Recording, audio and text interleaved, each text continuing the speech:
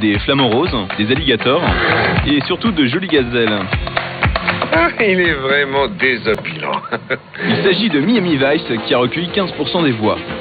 Toutes mes félicitations. À l'époque, ça aurait pu n'être qu'un programme télé de plus. Et pourtant, ce programme a marqué son temps.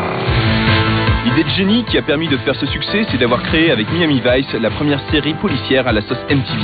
Une série dans laquelle tout serait classe et stylisé. Les héros, Sonny Crockett et Ricardo Tubbs, sont toujours super bien habillés. Sonny changeant souvent de veste au cours d'un même épisode. C'est ton petit copain qui t'a offert cette chemise? Si tu veux savoir, Stan, c'est ta femme qui me l'a offerte. Et c'était pas mon anniversaire. Leurs voitures sont elles aussi super classe. Les décors sont toujours judicieusement choisis façon carte postale. Et pour bien mixer tout ça, plein de tubes célèbres. Comme Cyndi Lauper ou Phil Collins. Miami Vice a connu 5 saisons, puis les 2 acteurs principaux ont presque disparu. Oh mais alors ça change tout. Sonny Crockett, alias Don Johnson, a récemment été revu dans la série Nash Bridges. Et Philip Michael Thomas, lui, il a joué aux côtés de Bud Spencer dans la série Extra Large. Ah, j'allais oublier, les flamants roses. Ils sont morts, bouffés par les alligators. Votre deuxième série préférée des années 80 se déroule également dans un décor de rêve. Sauf que ce n'est pas Miami, mais Hawaï. Ne me dites pas que vous l'ignoriez. Il s'agit de Magnum qui a reçu 20% des votes. Si ce détective moustachu a su séduire le public, c'est d'abord grâce à des scénarios bien écrits qui n'hésitaient pas à changer de genre d'un épisode à l'autre. La comédie. Cet individu. C'est d'une farce.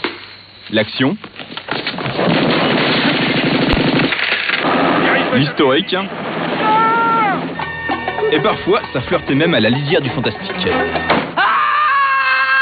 Ce changement de registre constant a permis à la série de ne pas lasser les spectateurs. La façon de raconter les histoires au travers de la voix off de Magnum a aussi permis de créer une connivence directe avec le public.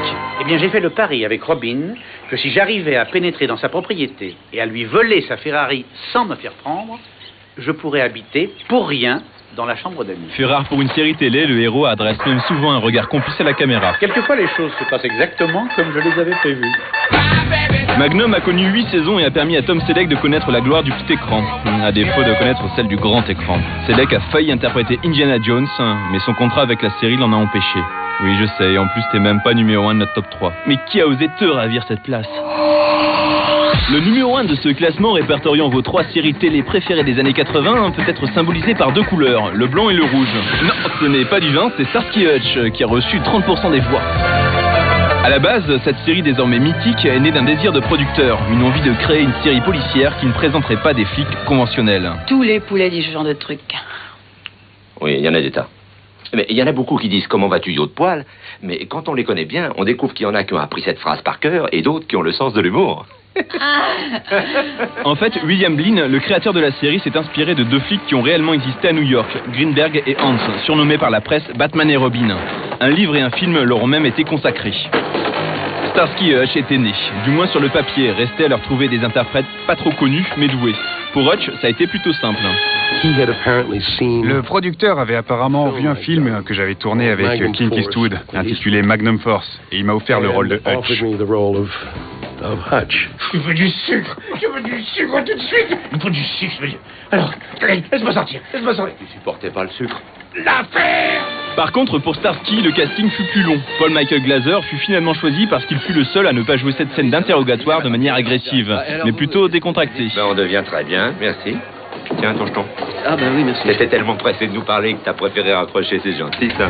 Ce casting a été la véritable idée de génie de la série. La chimie entre les 2 interprètes a été immédiate et elle a permis à Starsky et Hutch de faire un carton à l'antenne. Moi, je te le disais, c'est des gens honnêtes. C'est toujours chouette d'avoir affaire à des gens honnêtes. Et faire ainsi connaître au monde entier la Ford Torino aux grandes dames de Starsky.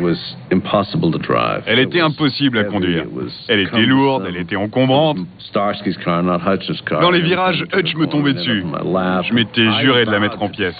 Franchement, c'était mon but, hein. Dès que je pouvais, je défonçais cette voiture. Ah, c'est tout un mythe qui fout le camp. La série s'est étalée sur 4 saisons, puis chacun est allé voler de ses propres ailes. David Soul s'est notamment mis à la musique, et Paul Michael Glaser est passé à la réalisation avec Running Man. On les a tous les deux récemment revus dans le film Starsky et Hutch, le temps d'une apparition clin d'œil. Vous êtes des minables.